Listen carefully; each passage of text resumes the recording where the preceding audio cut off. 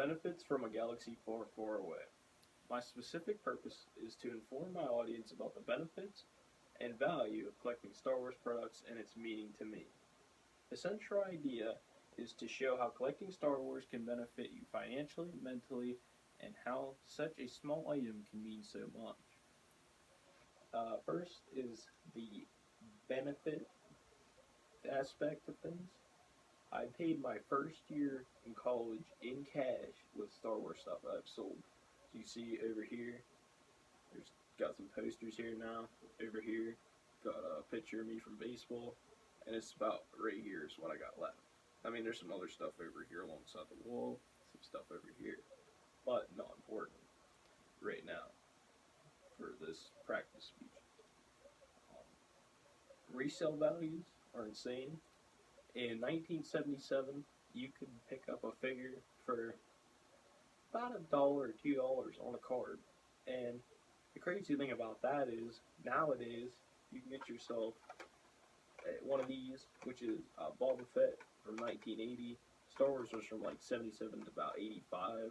It's the older stuff, quote unquote vintage, as they call it. And this figure right here costs about $60. If I want something right now, $60 all day long. If I were to have this one on a card, like there's 5 different variations to this one. If I had this one on a card, it'd be $1,600. If this was on a card or out of the package like this is, and it was rocket firing, meaning the back here was like slit open and you could move the spring over and it would shoot out. That rocket would fire like 25 feet, I think it was, back in the 70s before they had the recall because kids were shooting their eyes out. But if you had one of those, it was worth about $12,000. Now, if you had one of those on a card, I've only seen 2 in person, and there's only 17 known to exist.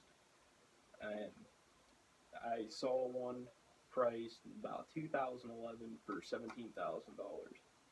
In today's value, it's about $30,000.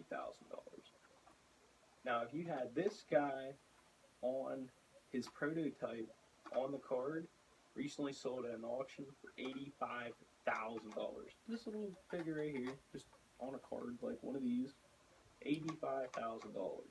That's wild. Alright. Next is the bootleg section. So, bootlegs were in 19, for Poland made them alongside from 77 to 85, like from A New Hope to Empire Strikes Back and all those other movies. Like the Droids cartoon, Ewok cartoon, those ones, they made alongside them. And the Polish ones are valued anywhere from like a little low end $300, high end $1,000. Some other is worth more depending on what characters they may be. Now the ones that are made in Mexico, Kenner sold the original like moldings and stuff down to Mexico, and the Mexicans made the same figures, which this is a 1980 Luke Bespin, and I mean, right, this guy says $5. I mean, he ain't worth too much.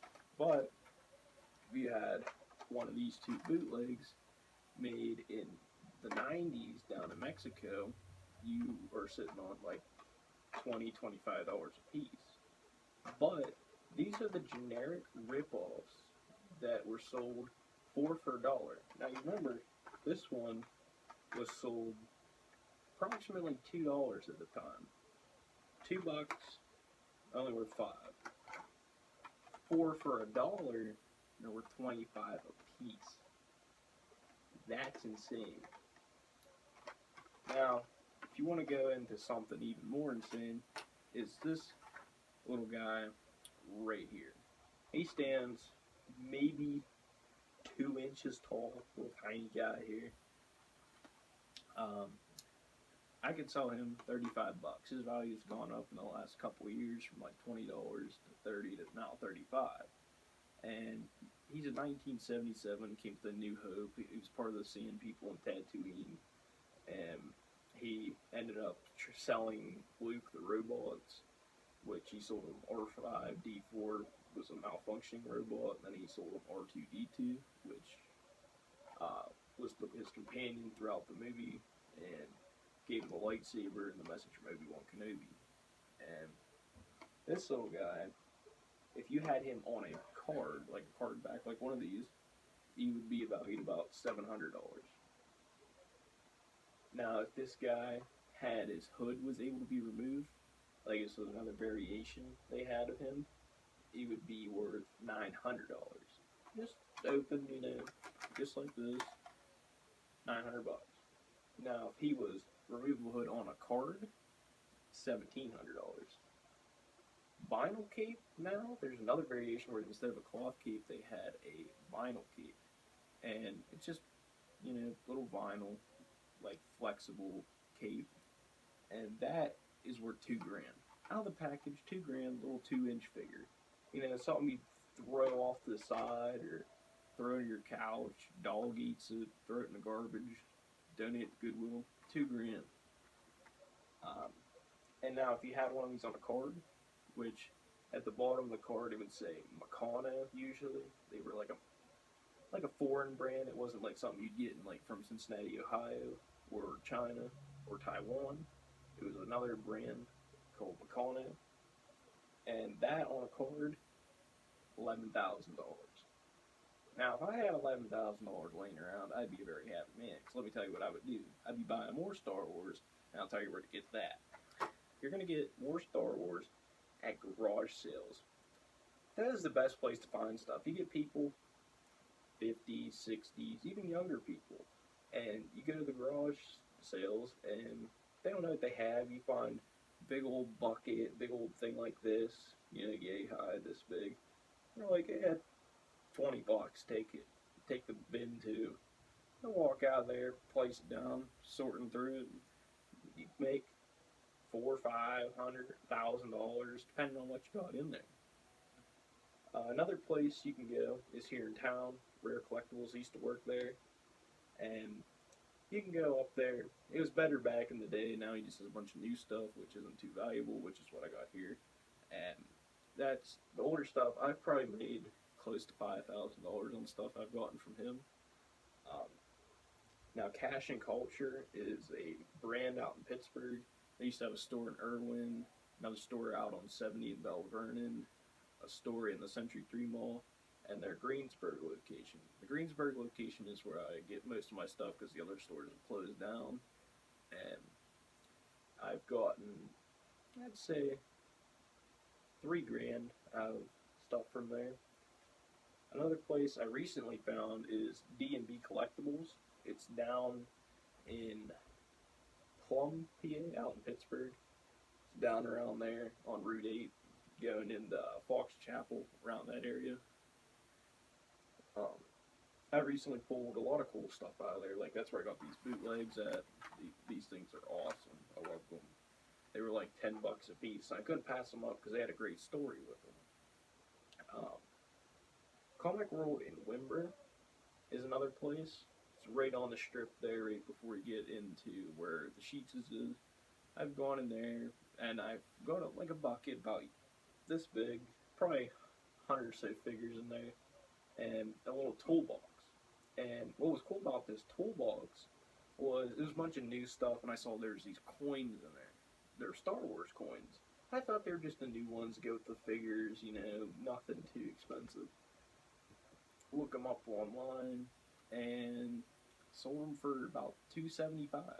So $100 for little toolbox and thing Star Wars guys, and I'm already made my money back plus $175. Now, I still have some of the other stuff. Like, I haven't sold it all off. I like to keep some of it for display purposes, and I've probably sold close to $500 for some of the stuff out of it. And I still have stuff laying around too. Now, the meaning to me is it's my hobby. It's something I love to do. I've done it since 2009 when I was a little kiddo, about 9 years old. one of my favorite things to do is buy and sell. If I could do anything with my life and money wasn't an option, like I didn't have to work to buy things I needed, and like I made like however much I needed to get by on, I would love to buy and sell things in my own shop, buying and selling Star Wars stuff. That would be a dream come true. Now, how I got my start into this is my dad. He was born in 1977, same year Star Wars came out, and his dad bought him Star Wars stuff as the movies were coming out. So he had a lot of this stuff when he was younger. And when we go to flea markets, he's like, "Oh, well, check this out. I used to have this one as a kid." And I looked at it, I'm like, "Oh my god, that is so cool!" And just went on from there. Um, like I said, 2009 is when I got my start. I was watching Star Wars on TV. My pad got me into the older ones. Um, I bought my first figure at the mall at Rare Collectibles. Also, it like this became my own personal savings when I think 2016, 17. It was January 2017. I used to work at Dairy Queen, and then had complications there. Got fired. Blah blah blah. I would just come in here, pick something off the wall, and be like, "All right, there's my car insurance for the month." Just one of these things. Just all right, there you go. There's your $140 for the month, and it was like my personal savings. If I ever needed money for anything, I'd just pick it up, take it up, and throw it. Sunday was for Pittsburgh shops and flea marketing.